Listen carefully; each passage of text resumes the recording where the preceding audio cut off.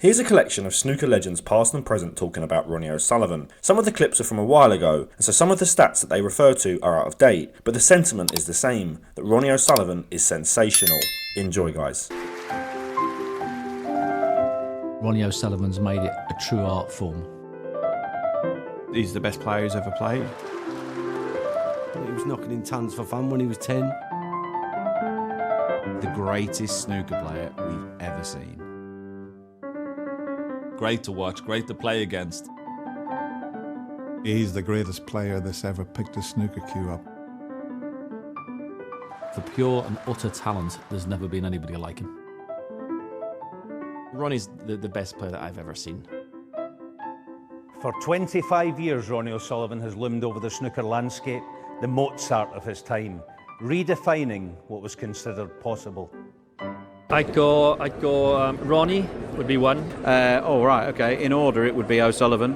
Ronnie. I think Ronnie would still be number one, wouldn't he? 'Cause he's the best. I would go Ronnie O'Sullivan number one. Ronnie O'Sullivan, for sure, the GOAT, greatest of all time. 7 world titles, 7 UK titles, 7 Masters titles, more than 1,200 centuries so far in his career. But what O'Sullivan is, to me, why he's so good is that he makes the game look so easy because his cue ball control is next to none. So that, for me, is why Ronnie O'Sullivan is the greatest of all time. It would have to be Ronnie O'Sullivan for me. His stance, his cue action, just everything about it is, you know, if he was a youngster growing up, that's what to strive for. That's a tough one. Break building has to be Ronnie O'Sullivan, I think. Everyone got to agree with that. He's on 900 odd century breaks, probably going to get to 1,000 in the next 12 to 18 months, and it's just, there's no better break builder than him. Best safety player, well, I've seen anyways, without doubt, is Ronnie O'Sullivan. I've never played Ray Raiden. He's supposed to have been unbelievable as well, but the best I've played without a doubt is Ronnie O'Sullivan. Snooker's lucky to have him, and the way he is, the way he carries himself, you know, he picks and chooses. But I think we're also unlucky, because I think if he really sort of dedicated himself the way that Higgins does and Hendry did, I think we'd see snooker a lot more in a different light. Well, what can you say? It's not been said already about him before. It's a miss for the tour when he's not playing. He's someone I look up to, and in most things he does, I take a lot of advice from him. Talent to burn, but unfortunately, mentally, sometimes he's not quite there, and that's what makes him vulnerable, but it's part of why people come to see him. Jekyll and Hyde. Yeah, that's all I can say, really. When he's on the top of his game, he's more or less impossible to beat. On the table, best player I've ever seen. I think I'd put him in front of Stephen Hendry. Best player I've ever seen. I think most people agree with that now, and off the table, very strange. I find with Ronnie in the last 4 or 5 years, he's been mentally as good as he's ever been in his career. Ronnie. I've known Ronnie since he was 9 years old, and he came into King's Cross Snooker Club when I was 14 at the time. And I thought, this lad's got serious ability, and he was just potting balls for fun. Went to the same school as Ronnie, and I was, without doubt, the #1 ranked player in my school until this little pipsqueak came along. And we played a game of snooker, and my mind was blown. He put 15 reds, 15 blacks, yellow, green, brown, blue, pink, and finished plumb on the black like that. And he started taking the balls out of the pocket. And I said, what are you doing?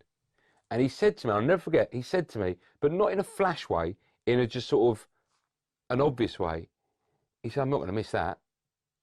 And I went, just pot the black. I've never seen a 147. And he went, no. And I was like, and he was like, you pot it. And I was like, just pot it. And he didn't pot it. Is Ronnie the best player of all time? Yeah, ability-wise, without question, there's no doubt about it. You can do things that other players are not capable of. As far as winning titles, he's got a few to catch up with Stephen Hendry, but he's probably just on the top right now. There's lots of ways to judge. I say he's the best of all time. Some people say, they add up all the stats. They say, oh, hang on a minute, top, the tournament's up. Hendry won more. Yeah. I don't think it's about that. I think he's won enough to be considered now the best, and the way he's done it has been good. And let's not just say he's won a few. You know, he's won lots of Masters, 6 of those. He's won 5 Worlds, and he's won 5 UKs. He's won all of them. What were your first impressions when you first came across a young Ronnie O'Sullivan? I first met Ronnie down in, I think it was Hemsby. We used to go there and play the junior internationals, and he was there.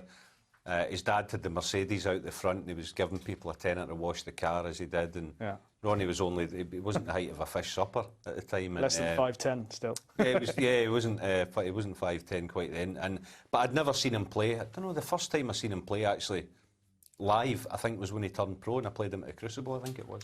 I played him in the big pro-am down the road from here in Prestatyn when he was 12 years old, and there was 1,000 entries, and I was one of the invited pros, and there was 24 qualifiers, and I thought, how's this kid? He can't have got through. And I had to give him not a 3-black start, right? And I managed it, but only just, beating 4-2. And immediately I thought, wow, this kid is going to be something. And of course, he came back at age 15, and I realised that he was a very serious player. But even the best, the vulnerable, he went out to Michael Holt. Well, he did, yeah. I mean, and that's the nature of the tour now. There's guys that the general public will never have heard of. I get it all the time in the club. The guys say, who are you playing next week? And you say, whoever. And they say, who? I've never heard of him. And the guy goes 180, beats you. That's just the way it is. The best player I think I've played. He's just a one-off, really. He'll always be loved for however long he plays the game. As far as I'm concerned, Ronnie's the best player out there. It might not be on stats or titles, but in terms of talent and being the ability to play snooker, he's the best.